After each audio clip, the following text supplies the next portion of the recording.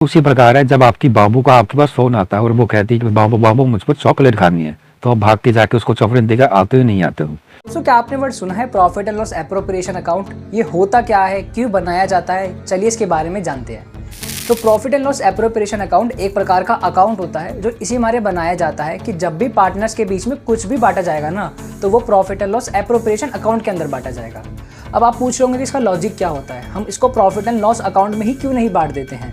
तो इसका सिंपल सा लॉजिक ये होता है कि प्रॉफिट एंड लॉस अकाउंट में हम उन आइटम्स को शो कर रहे होते हैं, चाहे हमें प्रॉफिट हो या ना हो, हमको उसको पे करना पड़ेगा ही पड़ेगा। जबकि profit and loss appropriation account के अंदर हम वही ट्रांजैक्शंस को लिखते हैं कि प्रॉफिट हुआ तो देंगे, अदरवाइज नहीं देंगे। इसी मारे हम क्या बनाते हैं, profit and loss appropriation account. अब profit and loss appropriation account में आता क्या क्या है, सैलरी टू पार्टनर, पार्टनर्स को कोई कमीशन मिली वो आती है, इंटरेस्ट ऑन कैपिटल एटसेट्रा। इसके अलावा और बहुत सारी चीज़ें जो उस अकाउंट के अंदर आती है। दोस्तों, ठीक उसी प्रकार है, जब आपकी बाबू का आपके पास फ़ोन आता है और वो कहती है कि बाबू बाबू मुझको चॉकलेट खानी है, तो आप भाग के जाके उसको चॉकलेट देकर आते हो नहीं आते हो?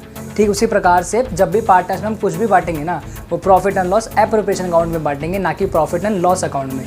क्योंकि ये बाबू की तरह नहीं है कि ये जो मांगेंगे इनको दे देंगे, इनको तभी देंगे जब बिजनेस में प्रॉफिट होगा।